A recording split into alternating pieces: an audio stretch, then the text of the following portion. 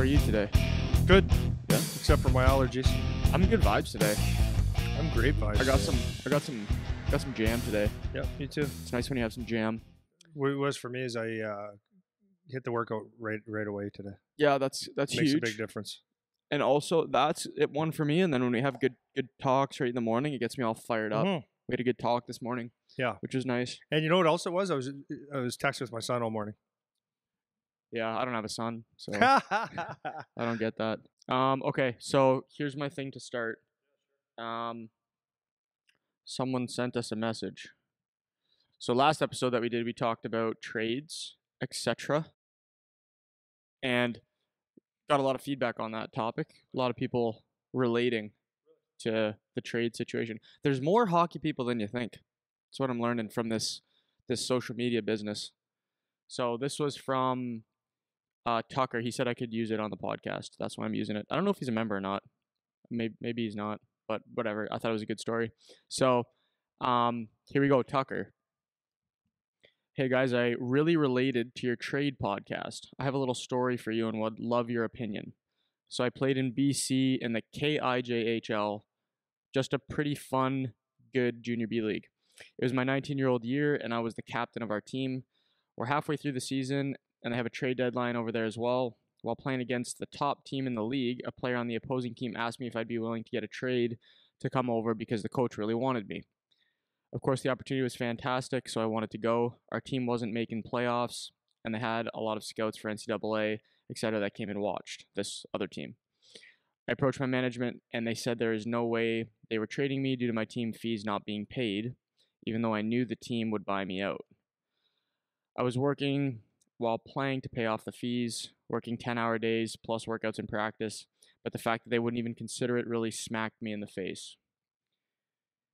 So my question is, how would you want to go back to a place like that? Not to mention that team went out and won the Nationals and our league. The team that he could have got traded Yes. to. Yeah. Why wouldn't they want to give a player that was almost aging out, devoted 2 years to the team, and laid my body on the line for a team that was full of extras from other teams? Don't get me wrong, the team was full of good guys and we were pretty tight, but I just felt so betrayed by management. They had no intentions of letting me develop, not to mention our coach hardly showed up. And as a captain, I had to run probably 7 practices because coach never showed up. So I guess his question is, wasn't really a specific question. It's more just like... He made a comment about trades and how because a lot of people when they play hockey don't understand that the reality of what could happen. Yeah, so maybe just you can start first. Just throw your thoughts on maybe what you think of that story. Yeah, you know what? I had a conversation with Calgary Flames scout the other day, and we were talking about one particular thing. And you know, his words are the best words you can use. It's hockey's the best game in the world, but it's a shitty business, and that sums up that situation there. Like, I don't know. Obviously, don't know all the details of this situation, but based on what he said, the team was in a losing position. He was the captain of the team, and they weren't going to go anywhere. And he had an opportunity to make, to go for a run. Went to the team, asked, and they just wouldn't respond in any way, shape, or form, which is, it's the team's right. It's the team's right. They're allowed to do that.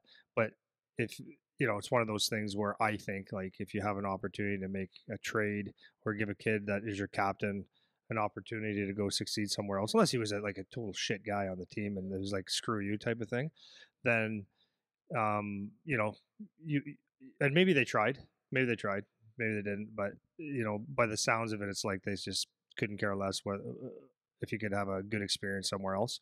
So that's the side of the business that's shitty, and it is. It's a shitty business, and that's a real good way to put a lot of things in perspective.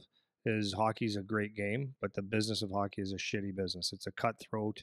And you don't know who you're dealing with, right? You'd like to think that everyone has integrity and does things the right way and that type of attitude, but it's just not necessarily the way it is. Some people are vindictive. Some people don't care. Some people try to screw you just because. And that's that. And then as a player, I'm not making. Well, all I'm saying about the players is that's when you get into it, that's just understanding the business. It is kind of shitty, and not everything. You would think that maybe the team would talk to him and say, okay, why, or give him a, we want you here, and give him a reason why they wouldn't want to trade him. That would be a human thing to do.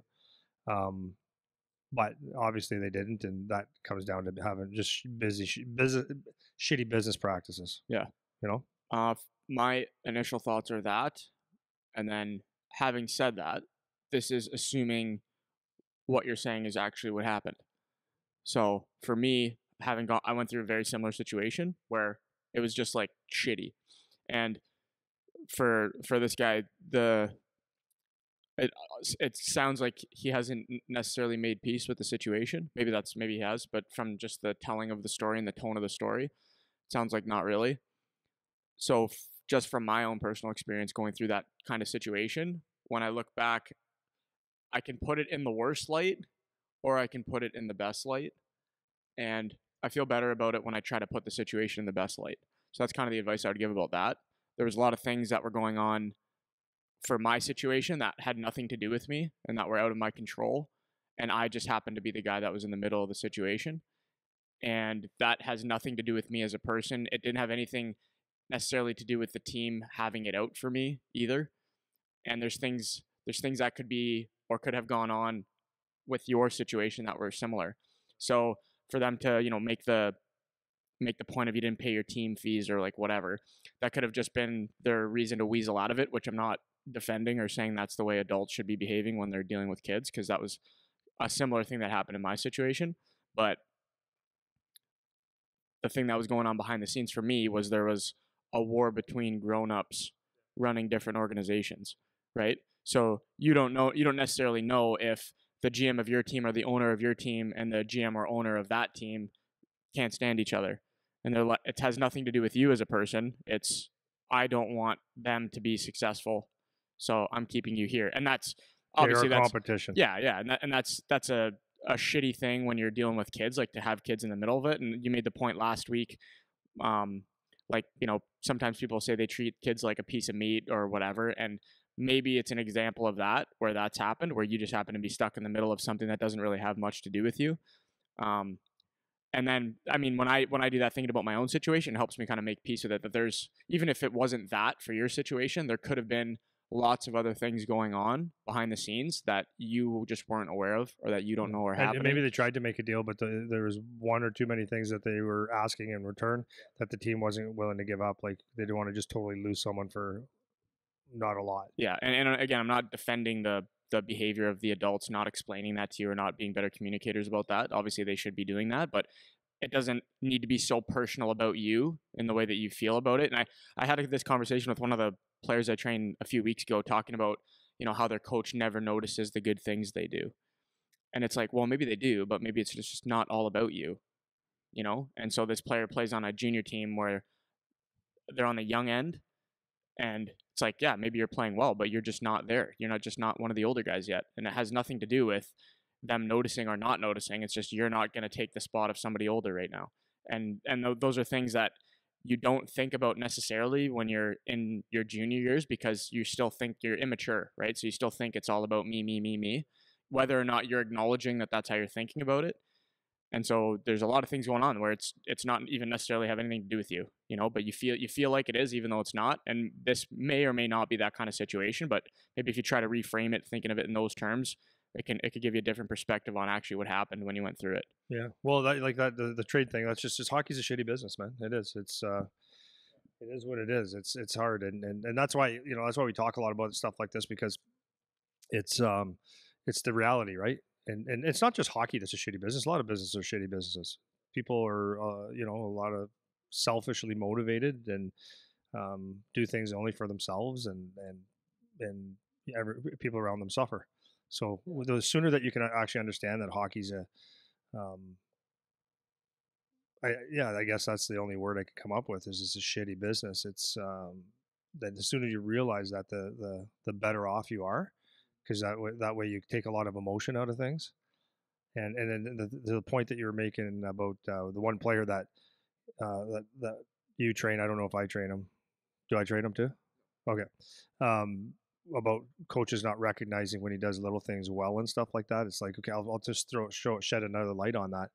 You're supposed to do things well, Yeah, seriously. Baseline. You know what I Yeah. mean? You're supposed to do Yeah. things well. If you get the puck out of your zone on the wall and it's a good play, but that's your job. It's not supposed to be wow. That was I mean, you can as a coach. It's an encouraging thing, but you can't do that every single time someone does something right. You're actually supposed to make the right play.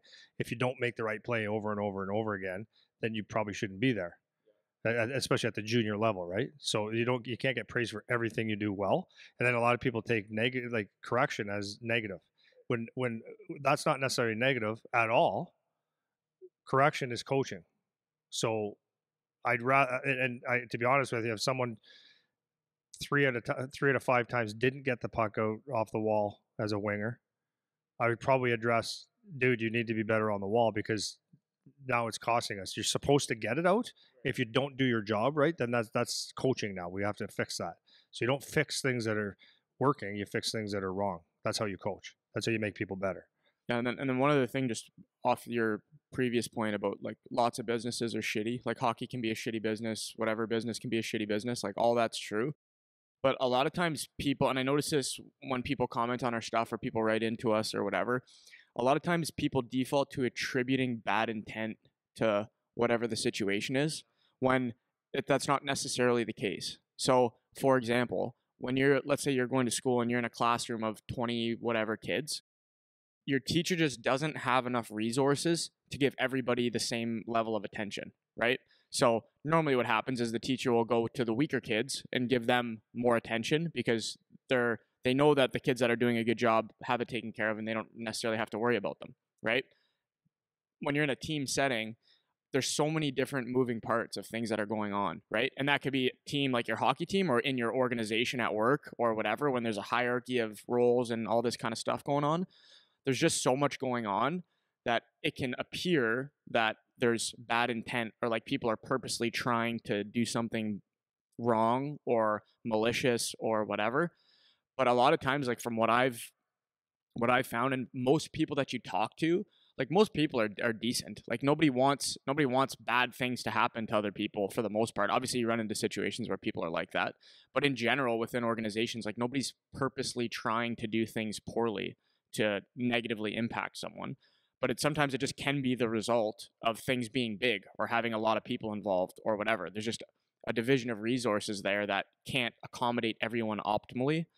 And I find that a lot with kids that are in that hockey team setting is there's oftentimes people attribute maliciousness or bad intent to the coach, like the coach is an idiot and is trying to screw me, or they're purposely trying to elevate this kid over this kid or whatever. And like when we talk to coaches, like that's normally not what's going on. Like no one talks like that. Like no one says I'm purposely trying to bury this kid. It's like nobody says that, even though it can appear that way if you're the one being affected, right? So it's just, and I'm not saying that there's never malicious intent on the part of people in organizations or on teams. Obviously that can happen, but people are real quick to go there when it's not necessarily what's happening. You know what I mean? So just have a second thought about that part of it, because people will get resentful about they purposely tried to do this to me, whereas if they didn't purposely try to do it to you, you wouldn't be so mad about it, right? Because it is what it is kind of thing now, right? So did you have something else you want to go into before we start our topic? Any other BS? I don't think so. No, I'm good. So today you wanted to talk about some common concerns. So I'll just set it for you. So in the last few weeks, we got a lot of stuff going on around PowerTech these days, with just different plans and different things to work on in the future. So we're having a lot of conversations with parents, coaches, players, people leading organizations, and just the way you were saying it to me yesterday was just some of the conversations we have. You're seeing some recurring themes of things that people are talking about and concerns that they have from, I don't know if you're focusing more on the parent side or coach side or all of it or whatever. I think this is more on the parents' perspective, right? Because like it's interesting. Like we could talk about parents till the cows come home. I'm trying to think of a term for a long time. It's a never-ending topic, right? And I was having a conversation with someone last Friday. So they're talking about a lot of, because it was from a different organization from out of town, and I trained a couple kids from out of town, and it was a great conversation, good person, and all that stuff. But it's like the same It's the same things all the time. What he told me, he goes like, when you do your podcast, it's almost like, were you in our dressing room yesterday? I said, no, it keeps coming up. It's the same thing, man. Like it's parents, and there's it's going to be a blend of stuff here today. It's going to be about what parents kind of expectations are, but then also like whose job, like who's going to make the determination of how good a player is going to be, because it all works out in the wash, right? Yeah. If that's a term. Yeah, it is. Yeah, it is. So that's what it is. Is like you just keep hearing the same thing, and then you could say it a certain, like say it different ways, and they agree, and then there's always that but we do it because, like there's always the perspective of parents. It's like, okay, I don't really believe what you're saying, but it happens all the time. And then anyway, so the first one is coaching. There's always a problem with the coaches. Not always, obviously not always, but it's very, very typical. There's a problem with the coaching, and another term that comes up is you've got to play with good. You got to play for good coaches. Okay, and that seems fair. Do you agree? Yeah. Like on the onset, would you rather have your kid? Yeah, you've got young Eric Jr. Yeah. Eric Jr. the third coming up, right? And and you're signing him up for hockey, and you had a choice, of course, of having someone that played hockey, that's a nice guy that can relate to your 7 or 10-year-old kid or 12, whatever the age is, and he's likable, and the practices are good, and the environment's good, and everything's good about it. That would be optimal. Yep. But of course that's better. That's of course that's better. But now parents are going to find a problem with that anyways. But or would you rather have someone that's just that knows nothing about hockey and is putting, obviously, okay. So like the base level is, yes, you would like to have good coaching. But what I was saying to him, because we're talking about kids that are, I put my glasses on because I'm going to read. Yeah, that's great. Yeah. You should. The point is that at what age does coaching actually matter? So like you need good coaching. Okay, what does that actually mean? So if I was to coach, or I want to take me out of it. If Mike Weber, who played in the NHL and is assistant coach of the Rochester Americans now, if he coached his son here in our area at a U10 level, U9 maybe, whatever, it's one of those, is he the right coach for that age? Maybe. Yeah, maybe he can be. But you don't need Mike Weber, right? So it's like if you have a cough, you don't need to go to see a heart surgeon. Right. You need just some guy to grab your nuts, say cough, and then you know, okay, yeah, you're good. Yeah. Right. Yeah. So you need a coach that is sufficient to the level that you're playing. So the expectation of someone that's a 10, 11, even a 12-year-old kid playing youth hockey where there's not even body checking yet, and there's no people haven't hit puberty. Do you need a coach that is great in X's and O's? Probably. My opinion is you don't. What you need at that level is someone that is, my opinion again, is someone that is more of a positive influence on the kids. Not necessarily a hard ass, but someone that can have some discipline, or else it'll go nuts. A little bit motivating, a little bit inspiring. Ideally, you would like to have a coach that cares, and a coach that could put a practice together and some sort of a game plan. As far as the X's and O's go, there's going to be a minimal amount that is sufficient for that age. True? Because they don't need to know how to run a power play, because it's irrelevant. It's irrelevant because it'll change later in life anyways.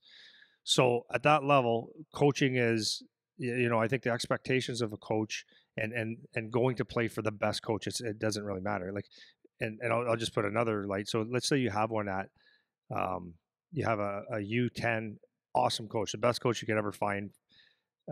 Let's say it's a Mike Weber, and he's great with the kids and the whole bit, knows how to handle every situation. The kids love it. They learn a little bit of hockey, which they should. They need to learn a little bit of hockey. I think that's actually important, because there's a fine line now, because if you take a guy that's just there for his kid and he's just running lines and doesn't teach anything about hockey, then that's not beneficial. You're there to be a hockey coach. So teaching some sort of hockey that's appropriate for the age is very important. But if you have them at Adam and you never see a good coach until you get to junior, that's actually irrelevant. You might take some principles that the guy taught you when you were 10, and then it fades away, and then you might retouch it at 16, 17, or 15 or whatever. So it's like, it's not critical that you have excellent coaching. It's not critical, this is my opinion again, that you have amazing skill development, because it's, again, you haven't hit puberty, there's all these things. It's like, it's the basis of hockey. The point is to have fun, learn. If you have a good coach, that's a bonus, but it's not critical the way that parents would like it to be. So a lot of the complaining and all the concern, and that, like, the deep concerns about this coach just doesn't get it and all this kind of stuff, it's like, it's not that important. I agree. Yeah. I definitely buy into the philosophy that the most important thing from, let's say, like AAA starts at U10, let's say from U10 to U12, is that you have a coach that's a positive influence, number one, like they're a good person and care about the kids, and they can teach them structure. Like that's like the bottom line for that age group, right? A little bit of skills, a little bit of structure. There doesn't have to be anything crazy, because at the end of the day, and this is something that parents just cannot grasp, the kids only care so much at that age. They can only be taught so much. They can only pay attention so much. So Yep, and commit to so much. right. So I can, and I see it. Like even on we were skating Monday night, and we have a little bit of a mixed group, and you can see the kids that are paying attention and dialed in, and you're seeing the kids that are like kind of half paying attention, but like That's the a parents. perfect example. Yeah, okay, but so let's go on a tangent. Like, if I was me, if I was teaching, because I am teaching that class, but Yeah. if I'm me, dialed in, correcting everything, how would that go? right. So you gotta, let's say we have a 12-year-old kid, and he plays AA hockey for whatever team, and he comes in and there's Coach Andy on the ice. Like Coach Andy is nitpicky. He's very detail oriented. The expectation is extremely high. And if that kid is not willing or is not ready to match that level, you're paying for something now. There's a discrepancy in what you're paying for that is not necessary, right? So if you're going out to with a coach, let's say the Mike Weber, that is like the best coach you could ever ask for, well, you're going to have to incentivize this guy to be your coach. So if you want to have the best coach ever when they're 10, 11, 12, unless it happens to be someone's dad, then what do you have to do? You got to pay this guy, right? You got to pay this guy to come in here. And then we get into the discussion of, is that necessary? Is that level necessary? Is it better? Maybe it's better, because if he can bring it down a level, if he can dumb it down to what's appropriate, and he's a really great coach that could stay with him the whole way up, then sure. But that's not the way it works, right? Because there's going to be things like having to pay this guy. There's going to be overcommitments that the kids aren't willing to make if that coach can't really dumb it down to the level that's appropriate.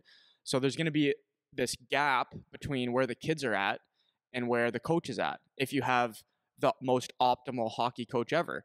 And the parents really have a hard time seeing that. They just see this coach is great, but they don't think about it from the kids' perspective, right? From the kids' perspective, they can't tell the difference. They don't know. If I was out there or you're out there, they don't know the difference. They don't know the difference, right? It's either I like this one or I like this one better. That's the only thing that they'll value in that situation. They don't care if you teach skills better than I do. They don't know the difference, right?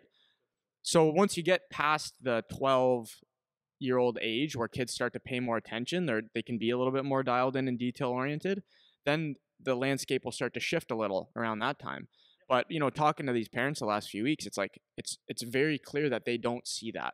Like they don't understand what you just laid out on what is necessary for a certain age, what is sufficient for a certain age, and what is overkill.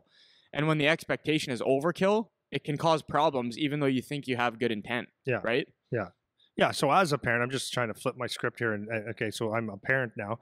So what should I expect? I mean, I think we kind of got it, but I guess the important thing to understand, and I know this is really, this is where I have empathy for parents, because I'm a parent as well. So like I was saying to one person last week, I said, like, I get the parent side. I said, I get it.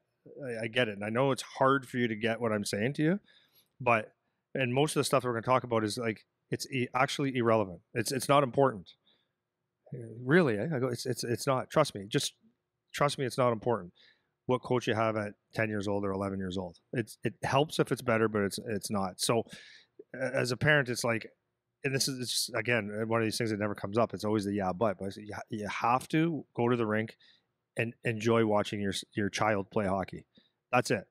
And what I would say is your expectations from your kids should just simply be try as hard as you can. Put a lot of effort in. If the effort's not there, then that's something that I think a parent should get concerned about. And if you're going to be negative or complain about a coach, what I would say, you would judge them on the same thing. Are they prepared at all? Like, because I'm not, having said that coaching doesn't, your coach at 10 or 11 or 12 years old isn't important. That's not true to a certain degree. He needs to have some care. He has to have a give a shit meter and some preparation to do a job for that age.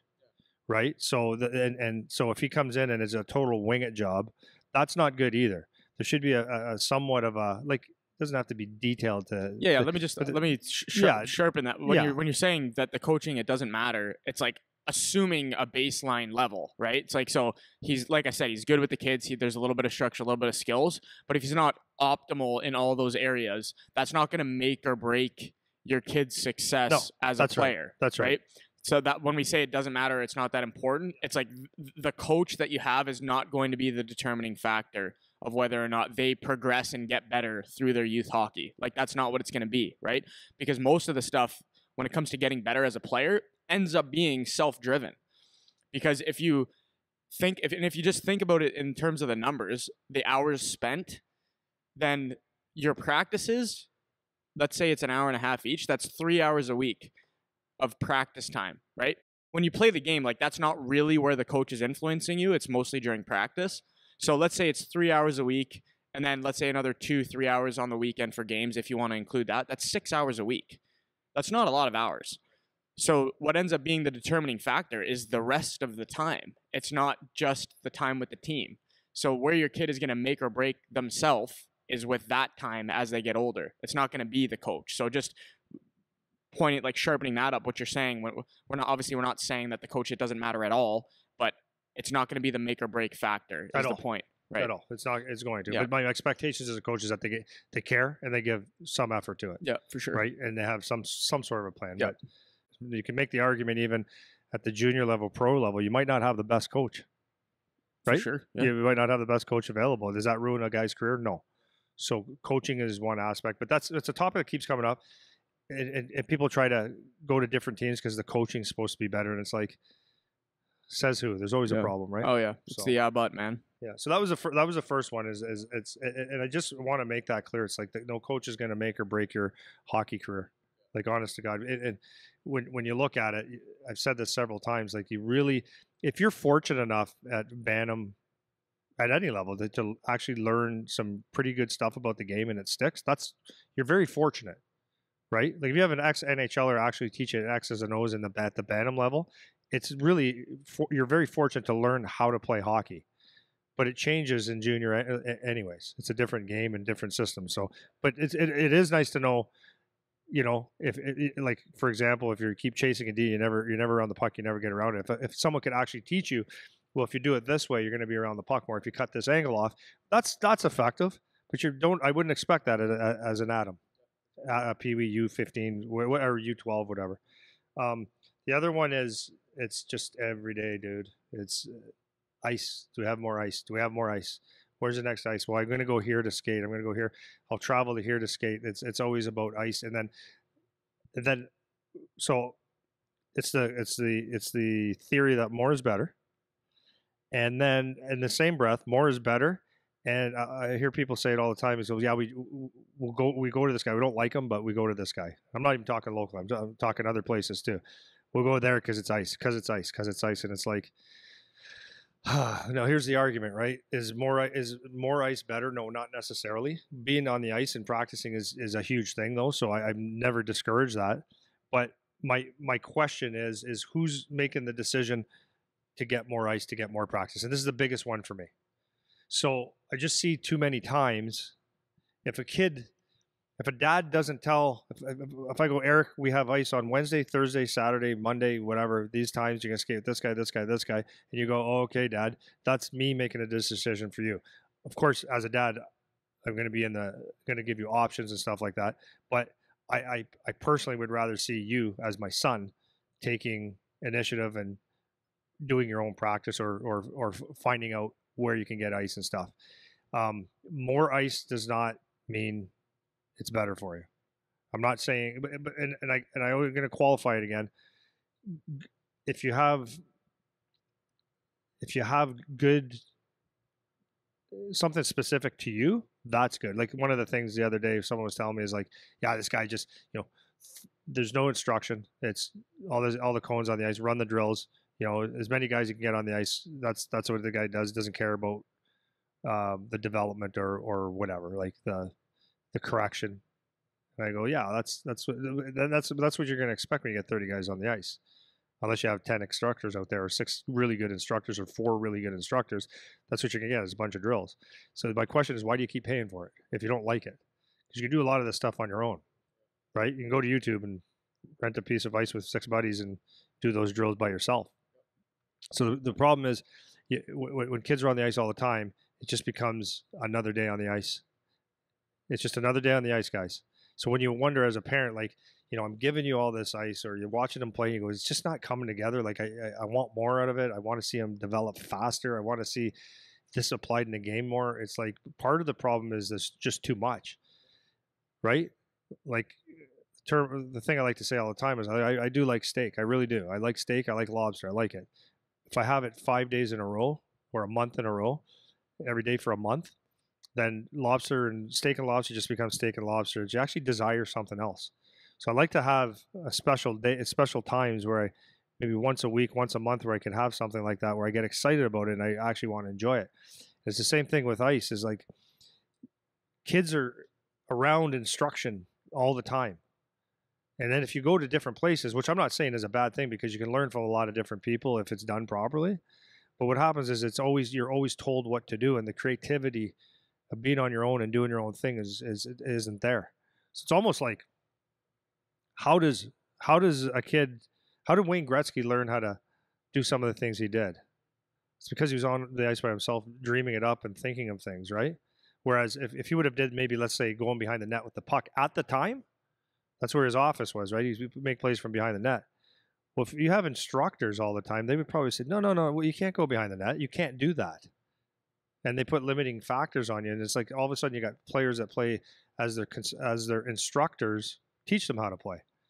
And one of the things that I was really happy with is with our group is I love the fact that the instructors that are here always all play at high levels. So like this summer we had Hunter Smith out. So Hunter was a 2nd round pick to Calgary, and he's a 6'7" guy.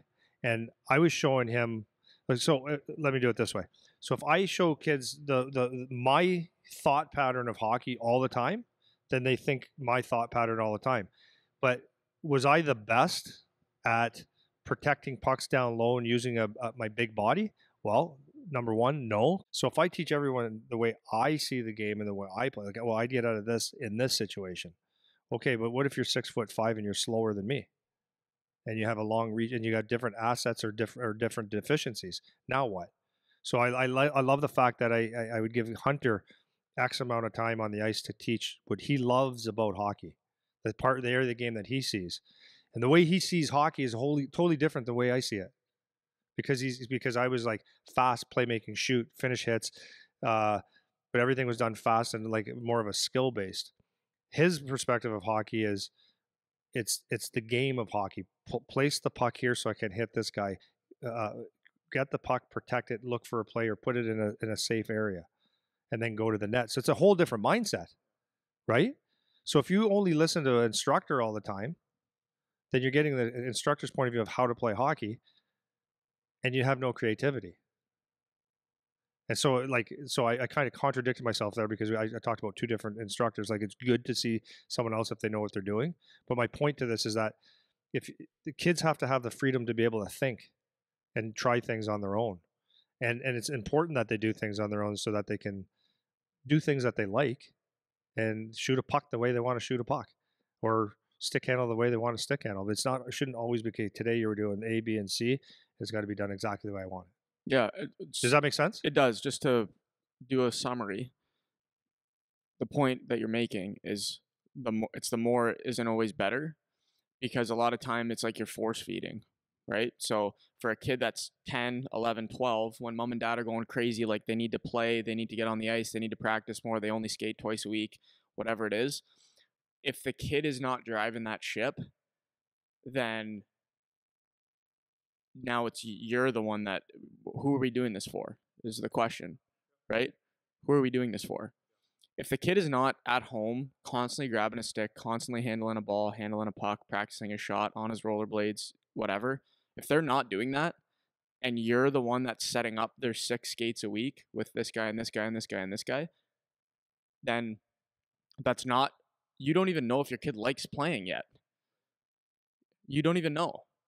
Even if the kid says, yes, I like playing, that doesn't mean that they like playing. They show you with their behavior, right? If they want to be playing, they're always going to be wanting to do hockey stuff, you know?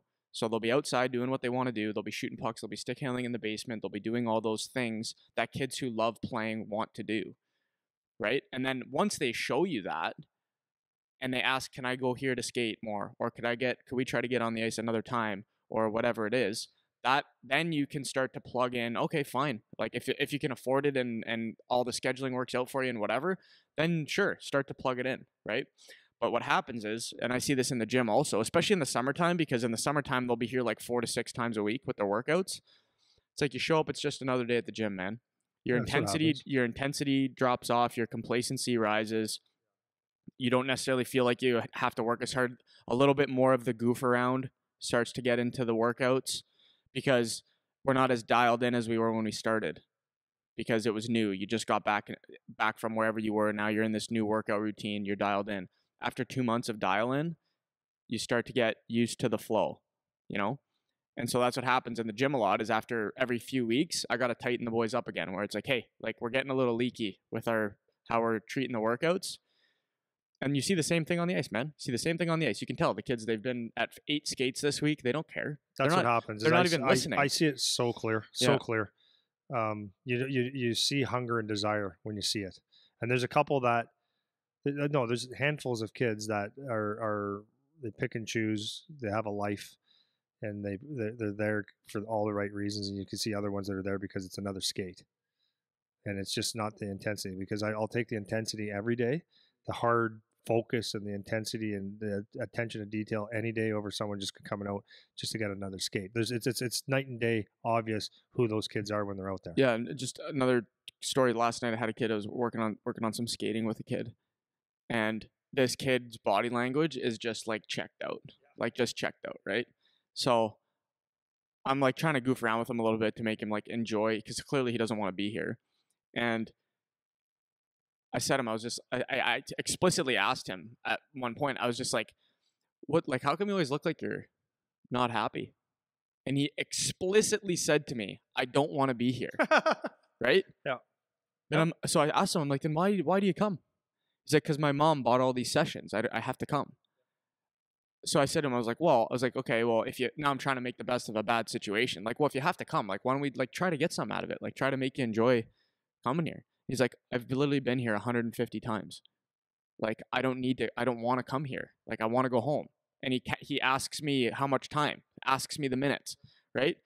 And how many parents even ask their kids this question? This is right? the question. They just sign them up. Or my kid needs more shooting. My kid needs more this. My kid needs more that. And it's like, yeah, but did you ask the kid what they want? Because if they don't want to, then it's all for naught. You're just putting money in for who? You know? And that's a verbatim what they said to me. I believe it. Right? I know that. Yeah. I absolutely know that. Yeah. Like, and this is the question. Like, are you I had this conversation with a couple of people for several years. It's like, because they talk about, like, I was going to go to this after, but I'll kind of touch on it now. It's like the development. What about their development? It's like, what are you talking about development? Or like, what does that mean? Okay, that didn't mean to be negative, but what do you mean by development?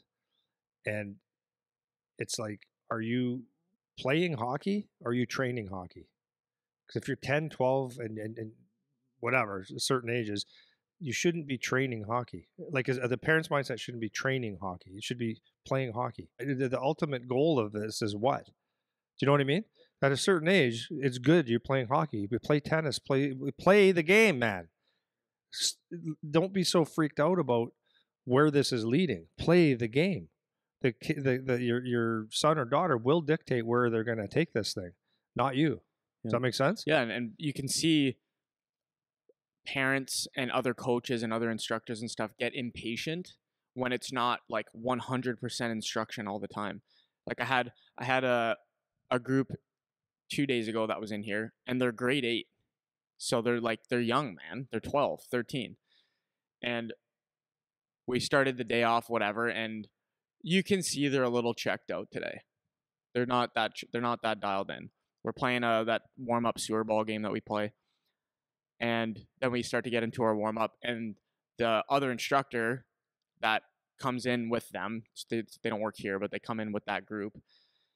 And she said to me, they don't look like they're giving a very good effort today. And she was like annoyed. And it was like a little bit at me, like to like crack them a little bit or whatever, right? And it's like, you can't make them hate being here, right? It's like every time there's a foot out of line or every time they play around a little bit, it's like right away you're like cracking the whip, get them back in line. It's like that is the recipe for them not liking you and not responding, right?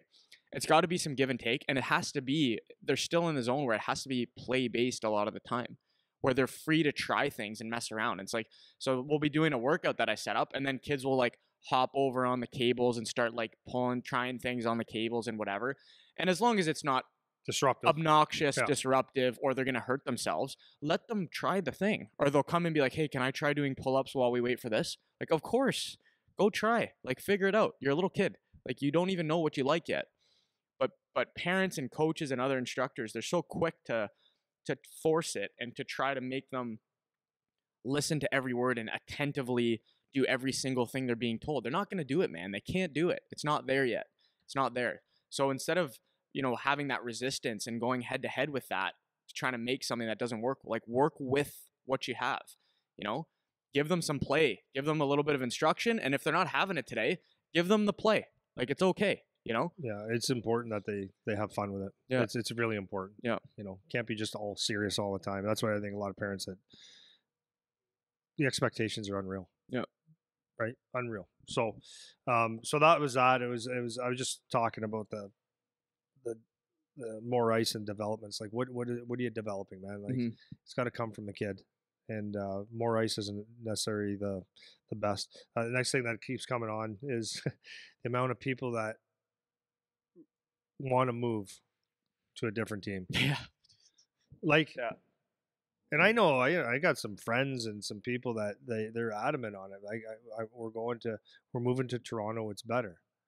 We're going to this team because it's better. We're going to go here in a private school because it's better. And it's like, the team's better, the coaching's better, all these things are better. And it's like, but is it though? Like, number one, is it? Number two, are you that good that you need to start playing with better people all the time? And maybe you are, but the team that you're on is good enough. I promise you that. I promise you that. And one of the really good examples I could use is go down here this wall, right? Aaron Ekblad played for Sun County. They were a good team though, but he didn't have to move to Toronto to be drafted first overall, right? Jerv, one of our guys, he got drafted on a decent team. But the best example I could think of, like just off the top of my head, is Alex DeBrincat. And I said this before. So when I was coaching in Detroit, he was playing on Victory Honda, right? Their team was like in that Detroit loop. They were the bottom every year. But guess what? Alex DeBrincat was the guy that scored all the goals for Victory Honda every game. 6-3 for us. He had 2 or 3 goals. He showed up every single game on the worst team in the Tier 1 Elite League in Detroit. Very good hockey. Alex DeBrincat didn't get drafted in the OHL. He ended up being a free agent. Signed with Erie. Played with Connor McDavid. So, and then he's a star in the NHL now. He didn't have to go anywhere. You don't have to move. Playing on the better team doesn't mean that you're a better player and it increases your chances. It actually simply doesn't. And for people that think that that's important, it's it's not because it, it might be good. Like maybe it is a better thing down the road, but it won't change anything. You're going to play for, let's just say, take one of the big names, a big Toronto team or a big Detroit team, Chicago Mission, something like that. If you play for them, there's a chance that you could become maybe not first line center, maybe you're second. So is that better? Mm-hmm. Maybe you are the first line. But the problem with being on the better team is that you maybe not learning quite as much. Maybe you do. Maybe you learn the good side of the game and stuff like that. But there's lessons to learn on a bad team. My point is, as if you are going to be a hockey player at some point, you're going to probably play on a bad team. If you get drafted, if you're like, let's just say you're a first or second overall pick in the OHL or the NHL, you're going to be on a bad team. Why? Because they're the worst team in the league. They get to pick first. So now what? Do you quit? Do you have to trade right away? No, you have to learn how to play in those situations. Can it be frustrating? 100%. But it shouldn't be so frustrating for the parents. That's what bothers me. The parents shouldn't be losing their mind and freaking out because the team is not very good and we have to move. This is just terrible. Yep. There's so many lessons to learn in losing or playing in that culture. And it doesn't even have to be a lesson. Let's go play, right? So that's one that bothers me, and it's not necessary to go searching for a better team. Everyone wants to win. I get that. But then if you're that good of a player, you should, well, okay. So I was just telling you earlier about a conversation I had with one of my friends who scouts for, I'm not going to say the team. And we were watching a game. We were in Guelph watching a game. And he was talking about one of the kids on the other team that was supposed to be a fairly high draft pick, or who's supposed to be looked at in the NHL. And he goes, but the guy, he goes, I saw him in one situation. It was back in the COVID, they had that, what do you call it, showcase for OHL, CHL players in Erie, Pennsylvania. And a whole bunch of guys went there, right? And he said there was not really hitting and stuff because there was liabilities and stuff. He said, "You out there, Andy?" He goes, "Guy looked like he's going to be the next Drysdale, like an amazing D, controlling the game and all that stuff." And then as soon as the game started to get played for real, he's invisible. He goes, so this is an NHL scout saying this. He goes, "This guy's a real deal. Doesn't matter what team he's on. He's going to make a difference in this game, and he's not doing it." And that's the bottom line. So he can play on whatever team. He might look good on a better team, but he should make a difference anyways on that team if you're that good. Yeah. Right? And people have a really hard time understanding that how important the opportunity is. Like, people think you'll get more opportunity because you get more looks or whatever playing for a Toronto team. But yeah, you might. But the problem with that is if you're the stud on your team that's not very strong right now and you hop up to a better team, maybe now you're not the stud anymore. So instead of you being the top guy that gets all the minutes, all the attention, all the development time, then now you go to this team, or maybe now you're on the third line, or maybe you're on the second line, or maybe you're the second D pairing instead of first. And now you have some inter squad competition for the spotlight, right? And that's not necessarily better, because if you're losing playing time, that's actually not better for you, And people don't understand that. Like, we got a guy right now that I'm thinking of. We were talking about him last week, and on a lower end team, and he's makes an impact in every single game. That's what I was just going to talk about him. And right now there's scouts, there's people talking about him, where he's at, where they think he might go, at what that's point. Pretty good. And it's really good. It's really good. It was actually surprising to me considering the team circumstances, and it would be where I would peg him if I had to put him against, like, guy for guy against all the competition. Put him on any team. He's going to be in a high spot to get drafted. But he's in one of these places where you would think he's not getting the exposure. And here we got the scouts calling us, talking about him, saying that he's going to go in this. We think he's going to go in around here. We might not be able to get him, right? And this is a guy that's on a team that's not very good. Yeah. Right? Well, I'll be blunt with you. Like, the team is not very good. Yeah. It's not very good. They're not very good. And this is a player that can just do the thing that he needs to do game after game after game. He just mucks it out, and he's got 2-3 people draped on him every game, and he just still does the job. So you tell me if he can get drafted where the scouts are saying that they're worried that they won't be able to get him. That's a high pick. If he could do that on a bad team, would imagine what you do on a good team. Yeah, when he's got some support. Right? So to me, that's the player I want. Someone that could sit there and because look, there's more layers to it than just playing hockey, man. That kid's got to go every day and know that when he goes on the ice, they play against whoever, they already know who he is. The shut down this team is to shut down him. Every game. There's no easy games for this guy. It's shut this guy down. Hack him, whack him, stay on him, defend him. Do everything you can to shut this guy down, and he still gets the job done. So if I'm picking a player, do you think I want this guy? 100%. Because I know that he's faced adversity every single game. And then it's not even every single game. What do you think goes on in that dressing room? It's always blank is a favorite. Blank is like there's jealousy. There's all these things that are going on. This kid is tougher than a $2 steak. No, but mentally and physically, he's tough. And he knows how to get up for games. And he doesn't worry. And does you think losing bothers him? Oh, big time. But it's going to work out, and that's the proof. Proof will be in the pudding in a couple months. But that's who I want. Or I don't want some guy that just And you think the passes that he's getting every game are right on his tape? Do you think guys want to get him the puck if there's a 2-on-1 because he's the one that buries most of the goals? Do you think guys want to give it to him, or do they want to, they look in the stands? Well, if I get one, he gets zero. That happens, man. So if he plays on when he does get drafted, and if he goes and plays in that league, or maybe goes to college, I'm not sure which one he's going to do yet. That's the kid you want. He's going to battle, man. He's going to battle. So there's no harm in this. He's learned this. He's learned this by default. Just go and muck it out. And I talk to the parents, and they get frustrated sometimes. Like, man, we're just such a bad team. And that's all I say. I said, don't worry about it, man. He's doing good. That's all that's all that matters. No, it's hard to see you when you're in it, man. As a parent, yes, like you and even a kid, you don't like to see your kid suffer that much. I'm just saying it honestly, but it's better off. You're better off in the end. 100%. Yeah. So that's that part. Should it play other sports? Yes. Move on. Yeah, seriously. No, but it's funny. It's just this is what I was going to say about that. I didn't want to spend too much time on it, but it actually makes sense. A lot of parents ask, like, should I play? I can't believe this question. Should he play other sports? Like, it comes all the time. And then, but the caveat is like 2 cross-train for hockey. For and it's hockey. like, no, play sports to play sports. You should be playing sports at 12 or 10 or 14 because you like the sport. If you happen to play lacrosse, it's a really good crossover game for hockey, but he probably likes it because he likes hockey. So go play sports to be an athlete and to have fun. That's the number one thing. Be real clear about that. Yeah, I'm gonna just touch that quick. I'm reading a book right now about they're talking about being more of a generalist as opposed to hyper specializing, and just in life. Yeah, just in life. So the guy opens the book I forget what it's called right now.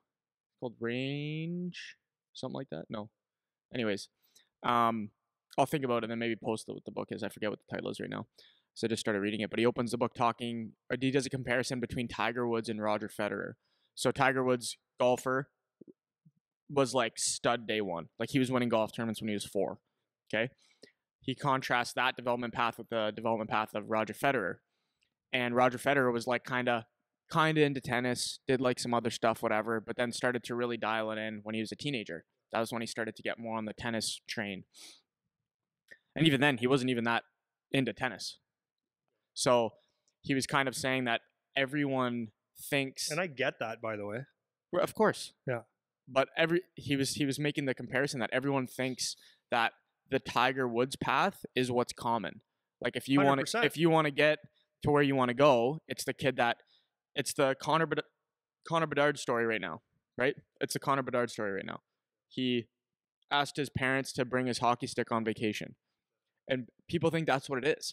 And that's not the average case. Like people that are really good at their craft, that's not what the average story is. It's usually people had a general base of things that they did, and then they started to specialize. He was told another story. It was really interesting about, I forget the guy's name also, but he was trying to develop his kids to be grandmaster chess players. And so from the time they were born, he pushed them in the funnel of becoming the best chess players possible. So he had 3 daughters. One of them ended up being a grandmaster. The other 2 never got it. And it was like all chess stuff all the time. That was it from day one. And were they really great chess players? Of course, they were really good chess players. Did they end up being the best of all time chess people? No, they didn't.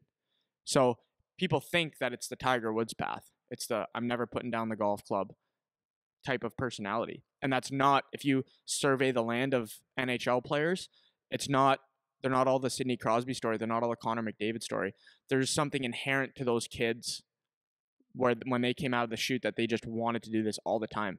And you can't teach that. Like, a kid has to want to be that. But then outside of that, all these other players that make it, it's not necessarily that development path, right? You can't force them into the hole, right? You can't make them do it.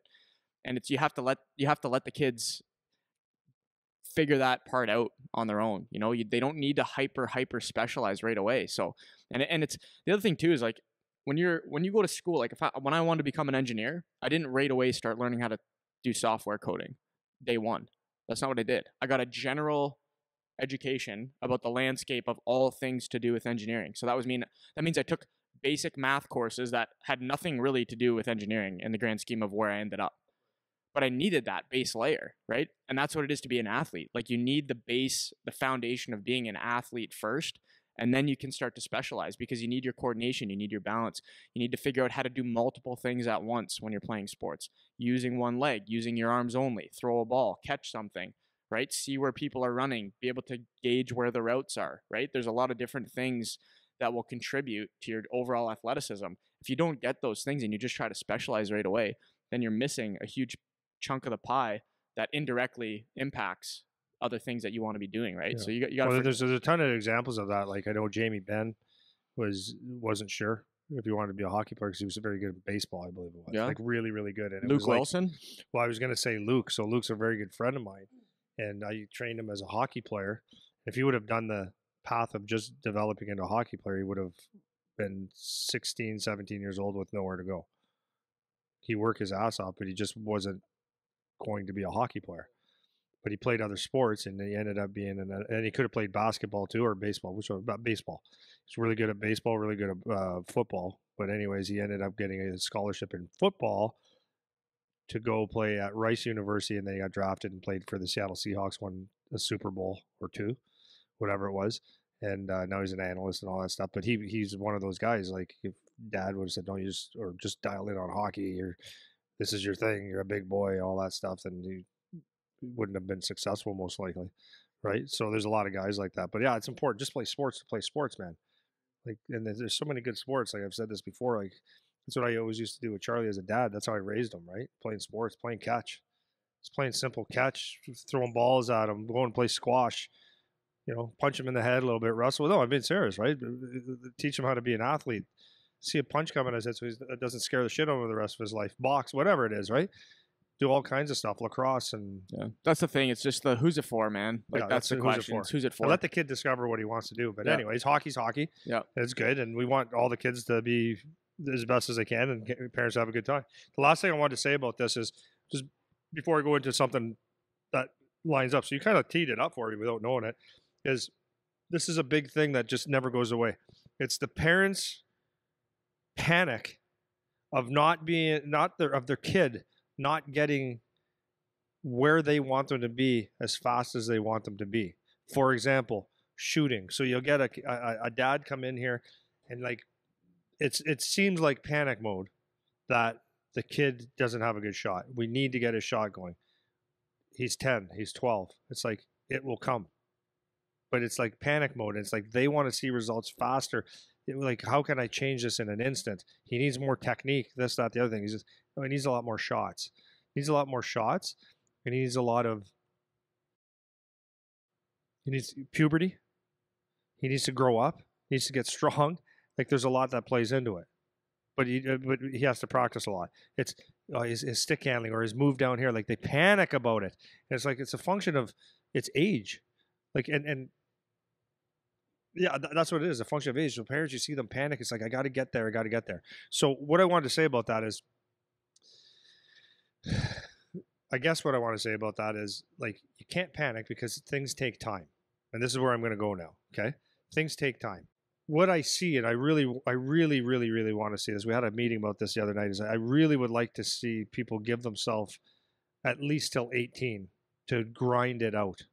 Because I see way too many hockey players kind of quit on themselves or because it's only junior this or under 18, they feel like they're failing, and they're not failing at all. They're just on a maybe a slower development path. And it's not even a slower path, it's just a different path. So the glory and the maybe you're not going to get in a newspaper article by playing for the U18 team, probably, right? Whereas if you play for the Windsor Spitfires or you get a scholarship to Michigan State, people are gonna talk about you, and that's nice. You still have to do the work, but it's these kids that get to 18 years old and they feel like, well, or the parents even like, well, it's over. It's guys, it's not over. It's just so not over. It's so you got so much time to develop and play and to be a good hockey player. And I just really, really, really want to emphasize it. And I want to emphasize it because we see it with some of our kids that are sticking to it. And it's like, oh, okay, it actually is true that if I do the work, and the key is to do the work. The key is to do the work, to have the passion to do the work. And if you actually stick to it, you're probably going to see some good results. So it's so funny that people think that 17, 16 not getting drafted in the OHL in Canada, or in the States, if you're maybe not getting a scholarship at 18, you start to panic. Well, it's not working out. It's like, you're so young, man. Like 18 is just the start. Whereas a lot of kids, and especially in the Canadian side, think that 18 it's over. 16 is over. And I really want people to look and understand that that's not the case at all. And what I was going to say about that, well, before I was going to say that, is you mentioned Connor Bedard earlier about bringing his stick on vacation. So I'm going to go into Arbor Jackeye and him for a second because I think it's really, really critical. So Connor Bedard recently came out with our Americans or maybe Europeans didn't see this article or this video, but in the World Juniors, it came out with a little clip on him. And like you said, they mentioned he wanted to take his stick on vacation to practice. Like no one's ever seen that before. So I love it. And the other thing was they were talking about how he broke his wrist, and so he started shooting with one hand, just practicing his shot. And all the kids are talking about that right now, right? He's practicing. So I know what's going to happen. What's going to happen is a bunch of kids for a couple days or a couple weeks or a couple reps are going to practice one-handed because Connor Bedard did it and it worked for him, right? And I think it's great. But what I think is people miss the actual point of this. It's not that he shot the puck one-handed that made him a better shooter. Okay? It was everything we talked about. It was his desire that he could just not leave hockey alone. Right? I don't know his parents. I don't know at all. I heard his dad's a loggerman. Right? So he probably works long hours, probably not there to tell him what to do and how to do it. But this kid obviously shot a ton of pucks. He was dialed in no matter what. I don't think mom and dad had to ever say, go do this, I'm going to take you here. He was going to do it no matter what. So it got to the point where this kid breaks his wrist or hand or whatever it was, and it bothered him, not bothered, it was just inside him, right? I forget the word I wanted to use, but in him was, I love hockey so much that I even if this is broken, I'm going to do this. Yeah, I'm still playing. I'm still doing it. I'm still doing it. But I don't think it was weird. Do you know what I mean? I don't think it was like, I have to do something to keep this. In his mind, this is okay. I can do this then. No, so no matter, my point is, no matter what was in his way, he was going to continue to be the best or try to be the best because he loved it so much. And my point is, no one told him. No one was telling him to do that. So if your son is not that, and I'm not saying Connor Bedard, but if your son doesn't have that deep desire at all costs to spend his time in finding ways to be better at hockey or whatever they choose to do, then you're pushing them now. You're forcing, or you're wishing that something good would happen. You're wishing that he had the desire. You don't teach that. Does that make sense? Yeah. You just don't teach that. And the other thing is that sometimes it comes later. That's the other thing, right? It's like, for sure, parents are later. For sure. They're in such a rush to make their kid like just have this deep desire. And I was saying to you earlier today, like, yeah, for sure. There's like, I remember the expectation of coaches always saying, you need to work hard. And I was saying to you earlier today, like, I didn't even know what that meant. Like when I was like 12, I got the concept, like you need to try really hard, but I didn't know what that felt like. I didn't know what the action steps were to actually be trying hard. I didn't know what any of that was felt like. I didn't know. And it wasn't until I was like 14, 15, 16, really around 15 or 16 was when I really started to cling to wanting to get better. I didn't have it when I was 10. I played a lot, like I practiced a lot and whatever, but I wanted to do other things. I wanted to play other sports. I wanted to play video games. I wanted to do this other kid stuff, right? And it came later for me, right? And that's the other thing is like there's such an urgency for parents to be like, well, if you don't practice enough, you obviously don't care. And it's like, dude, they're 9 or they're 12 or whatever. Like, let them like it. Like, just let them like it. If they want it, they'll get to it. You know what I mean? But there's just like a rush for it on the Yeah. parent side. Yeah.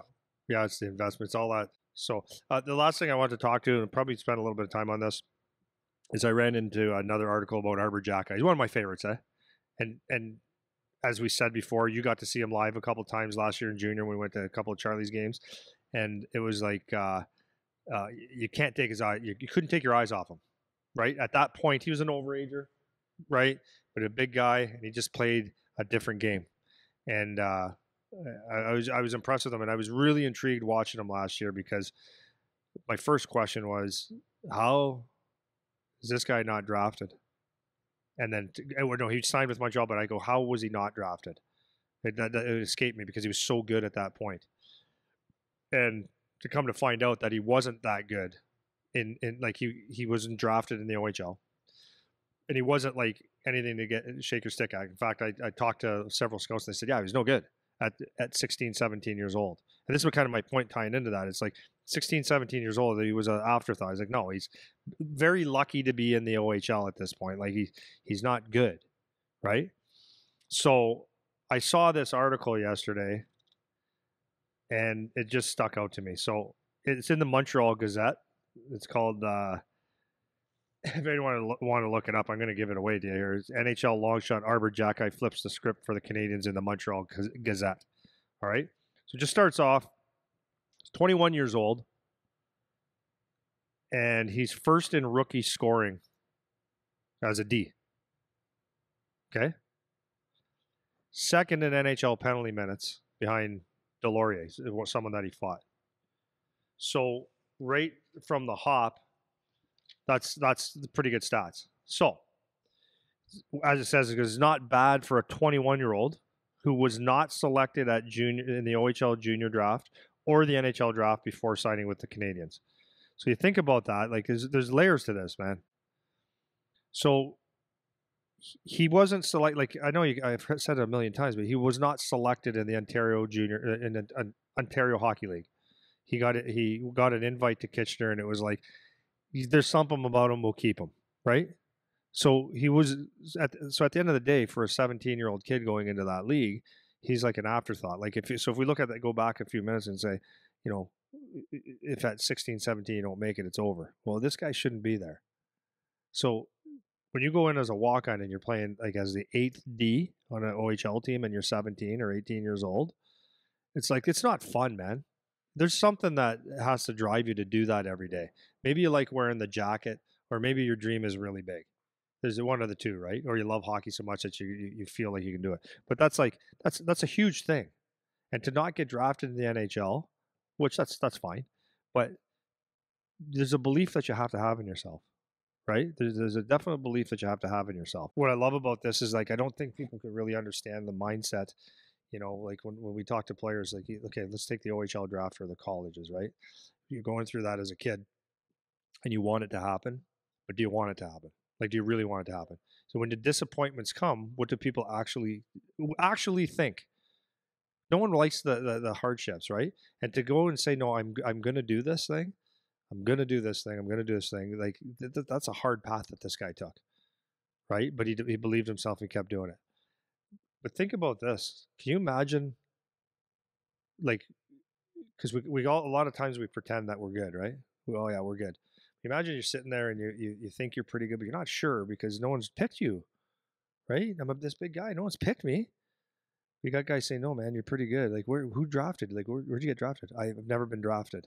And it's like, that's a pain in the ass to explain to people that you're not supposed to be good, right? And that's just that not getting picked, always getting overlooked is like there's a mental side, a mental toughness that you can't explain, right? There's a love, obviously, but there's something there that you can't explain. And like I don't want to overstate, like he went 100% in, and he said like I started, not started, but I committed to the gym. I committed to getting stronger. I ate 6 meals a day, healthy, good food. Like that's a commitment. People take those words lightly, but it's a commitment. And when you see when things come together, what can happen with a belief in yourself. Here's the thing. This is what I personally going to finish off, and then you can finish off on whatever. It's a good story. It's a good story, but it's the bottom line is that there's a will that wasn't going to be denied. Mom and dad didn't force him to go work out. Didn't force it. He chose to do that, and that's what the point is of all this stuff. Connor Bedard does his things because he chooses to. You'll never make someone do something they don't want to do. And then the other thing was, I love the guys that are just good. Like I have a lot of respect for that too. It would be really, really nice. Just like I'm sure Arbor would have loved just being good and just getting picked and just getting there.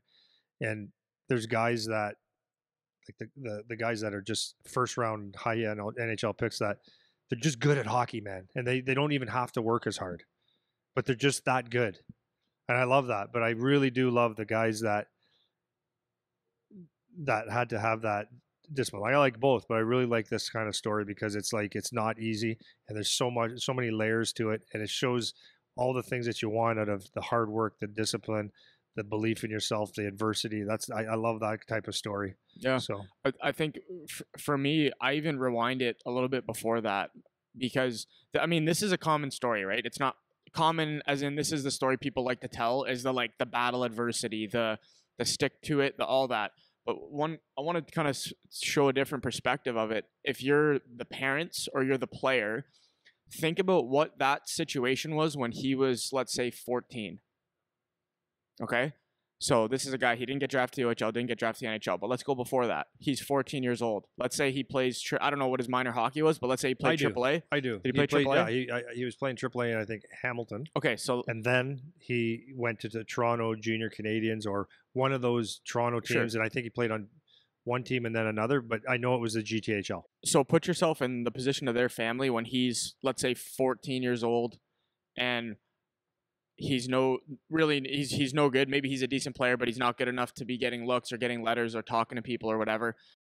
And that's the situation for the vast majority of players at that level, right? You're AAA, 13, 14, 15. The vast majority of players are in that exact situation. And, the parents can sit there and say, well, it's going to be over after next year. He's not really getting any attention. His team's not very good. He's not very good. We would expect he should be better than he is now. And then just look what happened. Yeah. Right? Yeah. So the comment mom saying, maybe we'll just put our time investing in school and stuff to give you a real career. That was like an honest assessment of him. And that's what I'm saying. So for all the people, if your kid is 10 and 11 and you're trying to force them to be Connor Bedard, where they just, how come you keep putting down your hockey stick? It's you don't have to force it, man. It's either going to come together or it's not. And there's very little that you can do to control what the outcome is because you find the guys that did it every which way. You don't have to force the kids to be something you want them to be because it doesn't actually matter. Because you can find the guy that never put his hockey stick down that didn't make it. Just like you can find the guy that never put his hockey stick down that did make it. Right? And then you got the story of a guy like Arbor Jacki when he's 14 on his AAA team, no good, not getting any looks, going into his 15-year-old year, going into his 16-year-old year, his draft year, and it's he's got nothing. He's got nothing right now. And they walk out of that, he's U18. What am I supposed to do? Where am I supposed to play? And he ended up making the most of it, got a tryout, made an impression. Everyone counted him out, man. And that's most kids. That's what most kids are going to be like. Yeah, you're scrapping for ice. Scrapping for ice, man. Scrapping to get as a defenseman. When you got six defensemen and you're getting 8 minutes a night, that's not. And he played junior B his first year, yeah, right? He didn't even play in the OHL, so it's I don't know if he went midget. Yeah, I guess I don't know. Yeah. I think he was down and up. I don't think he was right away with Kitchener the whole time. I think he stayed. Did he stay the whole time? Yeah, I think so. Yeah, I well, think whatever. so. You get my point, Yeah, right? yeah. So when you're 14, think of the mindset. That's what I'm saying. Think of the mindset of the parents. Think of the mindset of the player, and that is not uncommon. But here's this guy. He kept with it, kept battling, whatever. Obviously, he made the most of some of his opportunities, but it's not something that you have to force, man. This is what I'm saying. Either way, the superstar way or the grind it out, take the long pathway, right? Just think about that position of what it was like in that house when he's 14 or 15 or whatever, right? And from that, you guys can see hopefully you can see, like, you don't have to be all crazy about everything, man. Well, and it's like I've said this before, but like, so my son moved away at 15 years old, right? And just like several OHLers, 15 to 17, some guys 18 years old, they move out of their house for the first time. It's like, try being overbearing to your kid now. Like, try to coach them from home now. Try to worry about what they're doing. Like, now it's done. Like, the kid's going to be what they are. So, like, if I call my kid every day and say, so what did you eat today? And if he says, I went to McDonald's 3 times, and it's like, okay, well, I can't really control it now. He's going to do what he's going to do. So all those years of, if you're one of those parents where you try to be a control freaks and make sure they do every single thing right, well, when they move out of the house, they're going to make some mistakes, and that might be gone out the window. Or you can't complain about the coaching now. Like, what are you going to do? They're not going to listen to you. So it's like, once they move away from home, or like, as parents anyways, you just can't worry. You worry, but you can't control it. Kids are going to be what they are, and you got to let them be. It's their desire to get there, right? Yeah, so I think moral of the story at the end of the episode for me today is everybody just needs to relax. That's basically it is. Like, control, enjoy. as the parents, as the players, whatever, but mostly from the parent side for this episode, like, enjoy the process watching your kid, control the things you can control, give it your best effort, be a positive influence, all those generic things that we can say. But at the end of the day, man, like, just relax. Like, just relax and let it happen, because there's no one move you're going to make. We've said this so many times, man. There's no one move you're going to make that is going to be so consequential as to ruin your kid or something like that when it comes to the hockey side of things, right? So just take it in stride and smell the roses while you watch the, Yep. there you go. Okay. That's all. See you guys.